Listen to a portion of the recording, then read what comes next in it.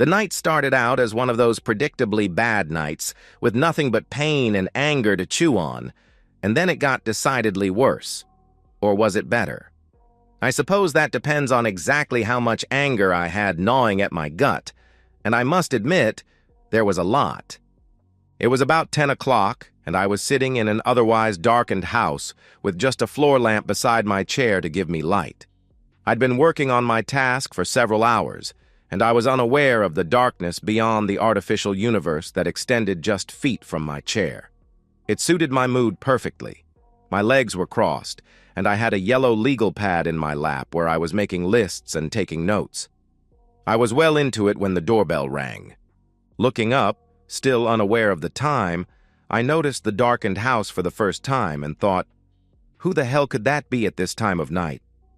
I was pretty damn sure it wasn't my wife since she hadn't been home that early on a girls' night out in months.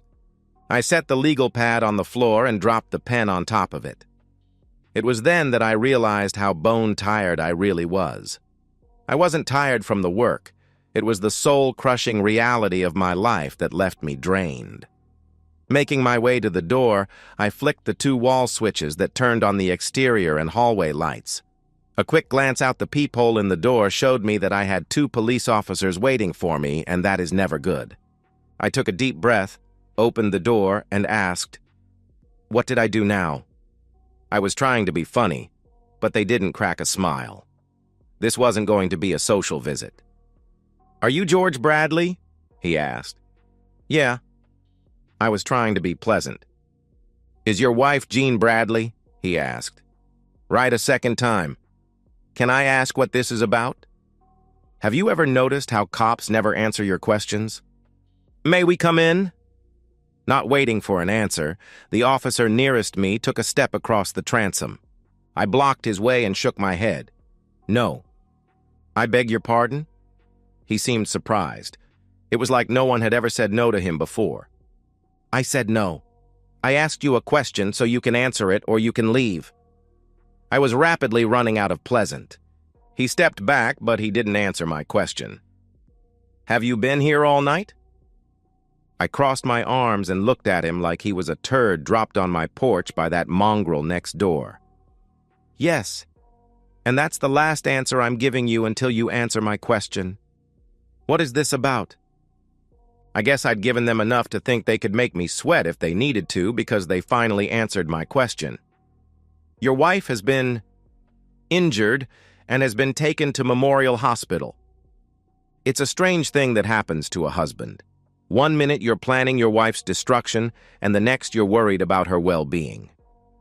"What happened?" I was genuinely concerned. They weren't ready to tell me just yet. "May we come in?" That exhaustion was setting in again. I exhaled, stepped back, and motioned for them to enter. They did. I pointed to the living room, the dimly lit living room, and they walked in nervously like it was a training exercise in one of those shooting galleries. I flicked the ceiling lights on and took my chair. "So now can you tell me what happened?" The concern for my wife was wearing off and I was getting angry. They looked at each other and the one I assumed was the senior officer who said, "Sir, we regret to inform you that your wife was shot this evening."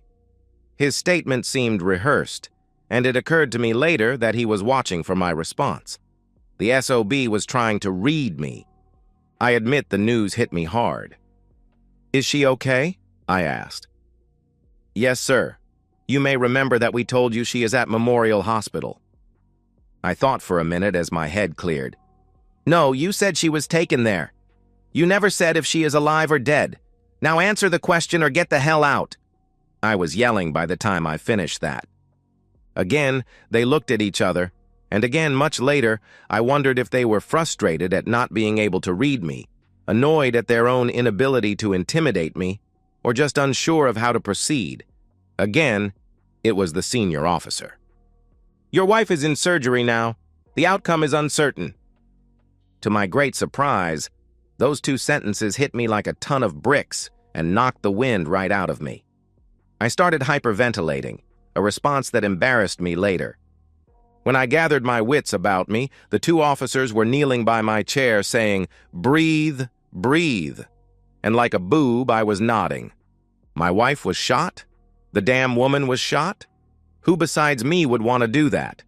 Did I just say that out loud? The two officers were still telling me to breathe, so I assumed not. Is there anything more you can tell me? With my own brief crisis behind me, they both stood and resumed the same stance as before, but they were more forthcoming now. Your wife was in a motel room with a gentleman friend.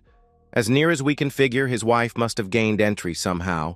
She probably just knocked on the door and he answered it without looking. Anyway, she emptied most of her clip into him and saved the last few for your wife. Fortunately for your wife, his wife doesn't seem to be an accomplished marksman. A few of her shots went wild, but others found their mark well enough. The boyfriend is dead, but they think your wife may make it. Wow.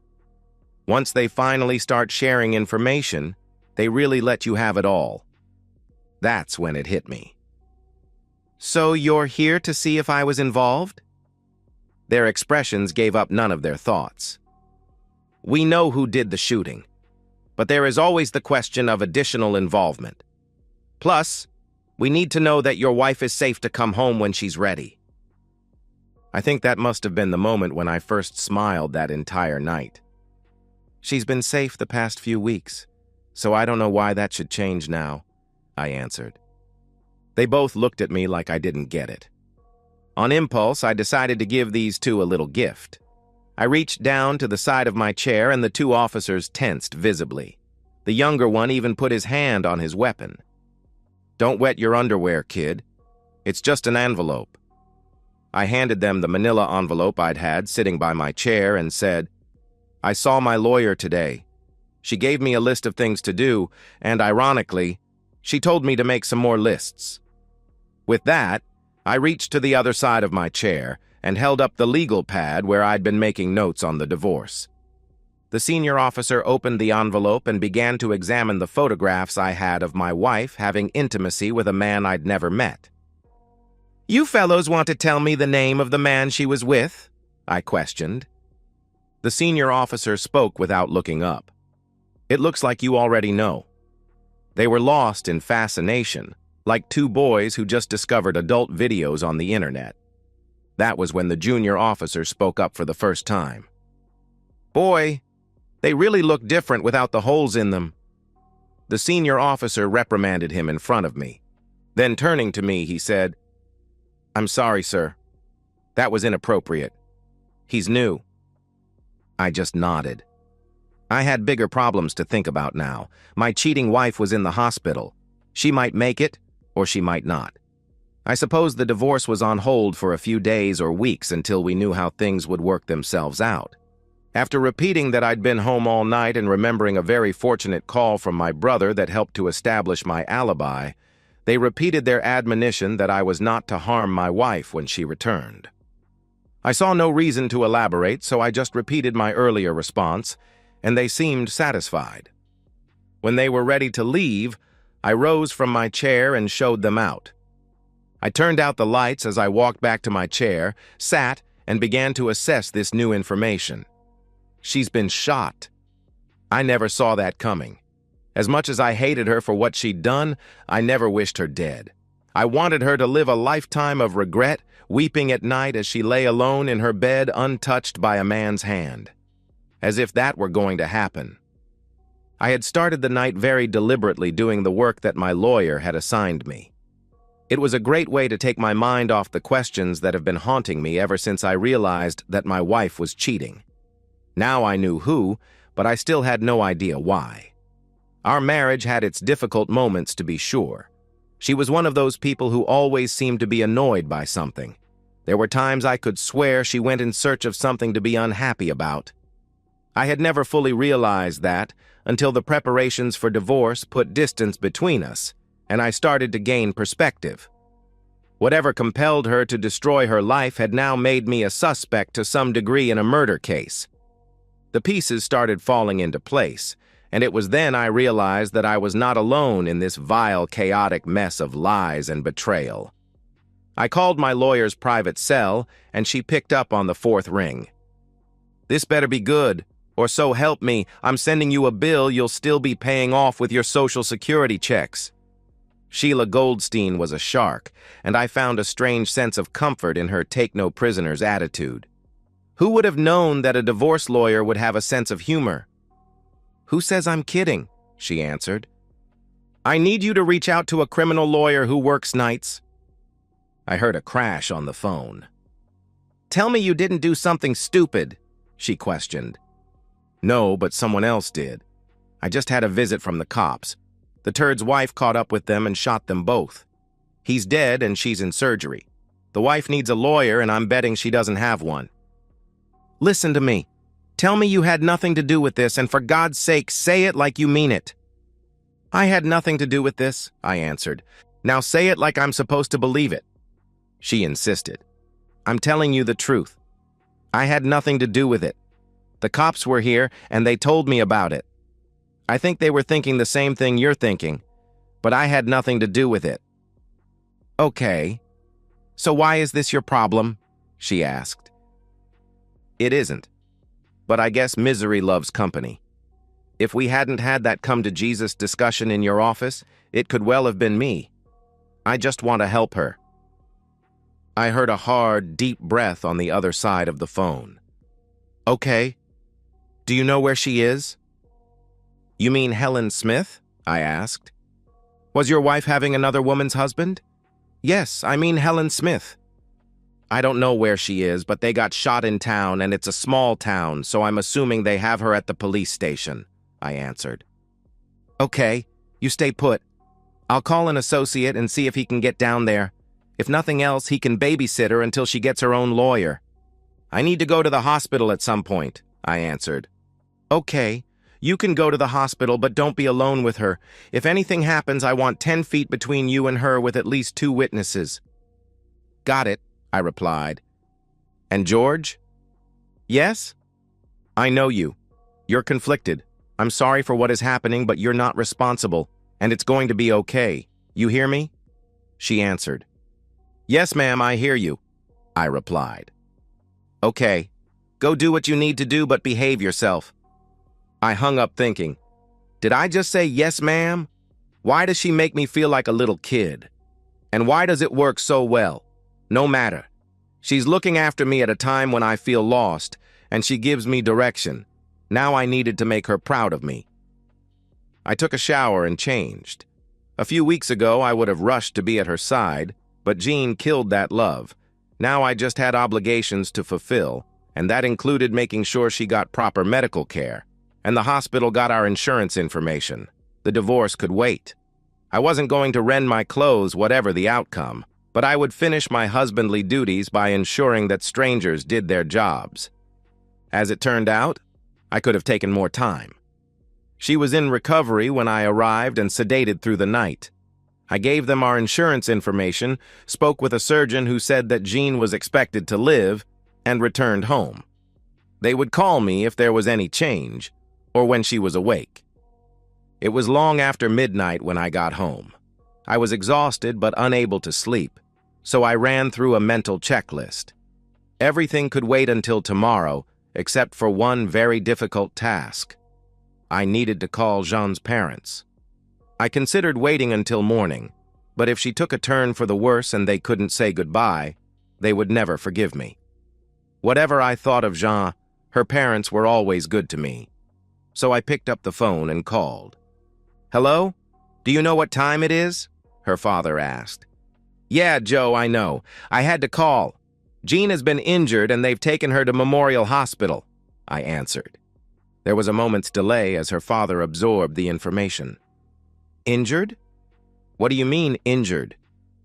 "Joe, she was shot tonight by her lover's wife," I replied. "Shot? What the hell are you talking about? Are you drunk? How did she get shot?" "No, Joe, I'm sober. The police were here earlier, and I've been to the hospital. She's out of surgery, and the doctor says she is going to be okay. They have her sedated, so there's no point in going there tonight. I just wanted you to know." "Are you with her now?" her father asked. "No, I'm home," I replied. "Shouldn't you be with her?" he questioned. I was too tired to get angry. Joe, did you hear me? She was shot by her lover's wife. You're insane. Jean doesn't have a lover. Yeah, Joe, she does, or she did. He's dead, but she's going to live, I answered.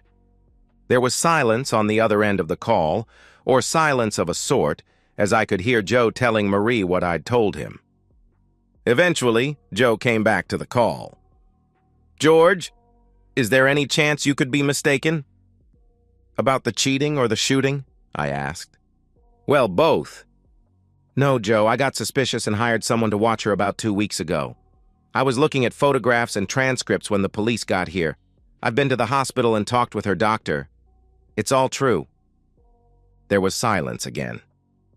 What are you going to do? He asked. I'm sorry, Joe. I've already been to a lawyer. I'm divorcing her. George, can't you find it in your heart? I mean, she's been shot, and she's going to need you. He pleaded. I needed her too, Joe, but she was out screwing her lover. So that's it? He questioned. Basically, I'll make sure she is insured through all this, and I'm sure the lawyers will have more to say about finances and such, but I've been lied to too many times. In some ways, that's worse than the intimacy. She has lied right to my face, and she did it so well that I never knew. I never suspected. It took a moment for Joe to absorb that. So what tipped you off? He asked. It was just her being away all the time. We used to do things together, but these past few months she's always making plans that don't include me. I figured that I needed to see for myself, so I hired a guy, and he showed me what Jean was hiding from me. After that, my mind was made up. You know, her mom and I were looking forward to having grandkids. He sounded like a beaten man, and it cut me to the core. I knew they wanted grandchildren, and I wanted us to give them grandkids. I'm sorry, Joe, I really am. Will you do us one favor? He asked. I thought, here it comes. They want me to delay any decision until Jean is better and we can talk. To my surprise, that wasn't it. Don't be a stranger. Marie and I think of you as the son we never had. I don't want to lose you even if you divorce our daughter. I couldn't believe my ears. Through all that had happened, the betrayal, the evidence, the lawyer, the shooting, all of it, this is what made me cry for the first time. I love you guys too, Joe. I really do. I promise I'm not going anyplace. With that, we hung up. If I was bone-tired before, I was exhausted now. I lay down in my bed with my clothes still on and fell fast asleep. The morning sun woke me, but I wasn't ready to rise. I got up just long enough to pull the shade, strip, and climb back into bed for another 2 hours of much-needed but restless sleep. When I could sleep no more, I showered, dressed, and headed out for a bite before going to the hospital. It was about 11 when I got to Jean's room. Her parents were already there. She was awake and surprisingly alert. I expected her to be still sedated or drugged or something. But what did I know? I've never seen a gunshot victim before. I walked into her room expecting remorse. Boy, was I surprised. She took one look at me and exploded. You bastard, you jerk! You killed him, didn't you? You killed David! So much for, it was just intimacy. It didn't mean anything. Suddenly there were 2 nurses in the room walking quickly past me and 2 orderlies standing next to me. I guess they viewed me as a threat. I looked at her without an ounce of compassion in my heart. No, his wife killed him.